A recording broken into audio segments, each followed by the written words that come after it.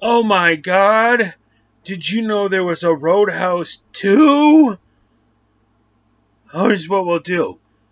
Count to 2,000 and try to imagine what that'd be. Ready? 1,001? 1,002? Yep, that's what it's like. It's pretty much, if you're like, I wonder what they would do with Roadhouse 2. That's what it is. It's exactly that. And if that's what you wanted in Roadhouse 2, that's what you got. Oh my god. So if you're not familiar, there's a film called Roadhouse with Patrick Swayze, which is like a dumb but fun action punch 'em up. It's so absurd it works. I'm gonna have to go rewatch it again. It's been a while. Oh, it's a classic. But then they were like, let's make another one. It came out. Roadhouse 2 came out in 2006. I'm pulling up on Wikipedia now. It's a direct-to-video action film directed by Scott Zeal, and it's a sequel to the 1989 Roadhouse film. Jonathan Shake stars as a bouncer who must protect a Louisiana bar from criminals. That's it. So, to add just a little more poop to your first step as you're walking out to get on this film, here's the Wikipedia plot. DEA agent Shane Tanner is the son of a legendary cooler named James Dalton, who was played by Patrick Swayze in the original film. Nate Tanner is Shane's uncle, the owner of the Black Pelican, a bar located at Nate's new permanent home in Tyree, Louisiana. Nate gets a call from his rival. Of course, he's got a. So, of course, the Shane Tanner guy, who's basically going to be the Patrick Swayze character of this movie, and the kid doesn't do a bad job. He's got some moves as terms of fighting goes, and he's an okay actor.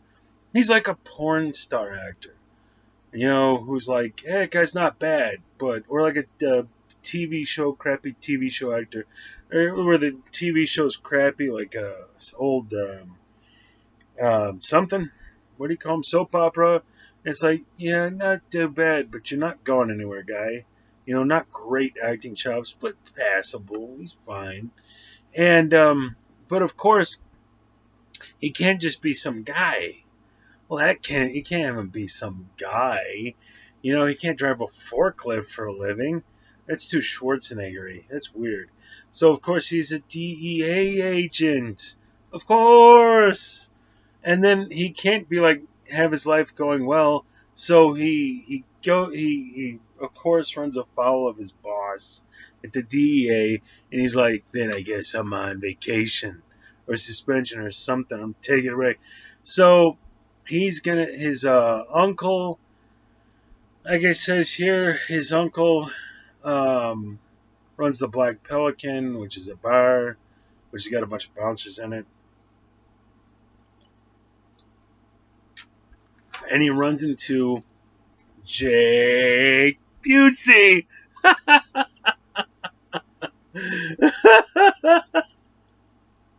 And this isn't Super Troopers. Well, no, not Super Troopers, Space Troopers, something Troopers.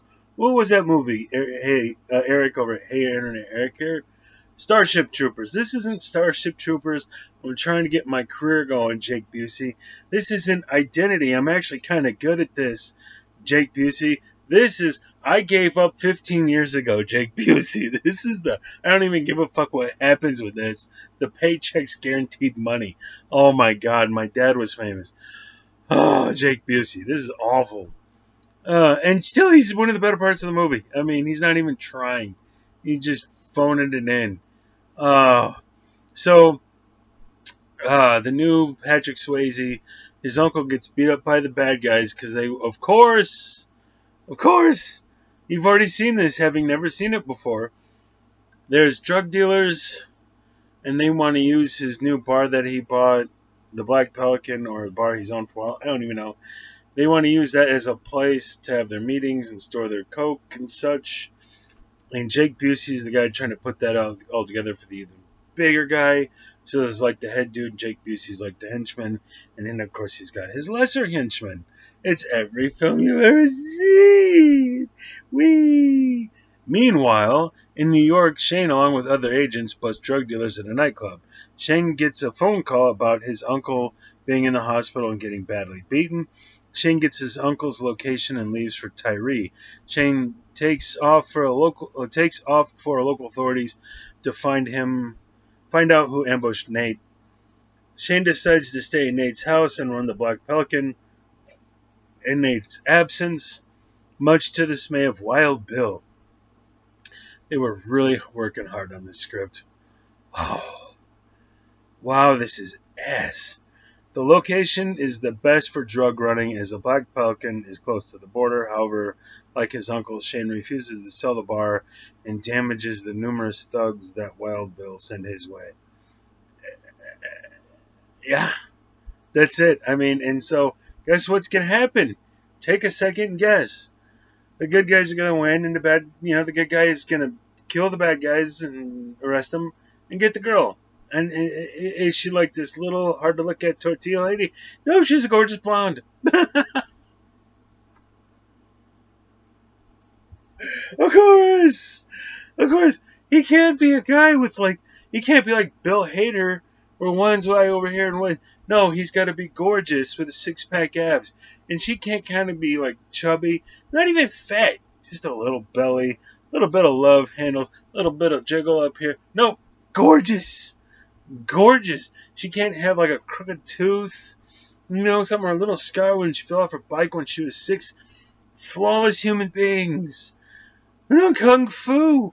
And I can't even watch the whole movie. But she's like kicking ass and taking names. And of course she can shoot.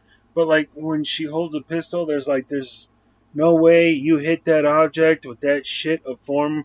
Because nobody decided to show you how to hold this thing properly to hit anything. Mary Sue all over the place. Oh, it's awful. It's so wonderfully awful. And so exactly what you think the whole thing is going to be is exactly what it is. Note for note. Every other film you've ever seen, they weren't even trying. And like the least offensive part of it, the lead guy, who's usually just a total turd of an actor, is Midland. Everything else is exactly what he wanted. Roadhouse, cheap, didn't even try, capitalize on the name, crap film. Jake Busey's not even trying. The lead villain is so unmemorable. There's nothing to him. He's got some kind of French accent, Louisiana. That kind of makes sense.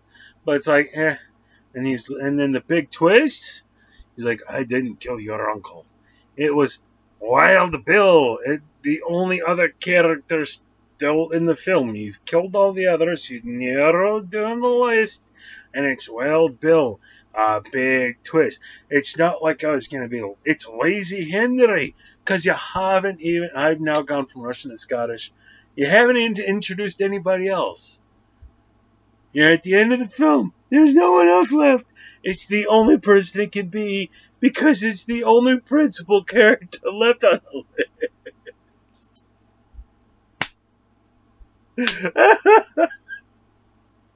This movie is a turd. It is just awful. Oh, but it got me through COVID-19, so we're all good. Cheers.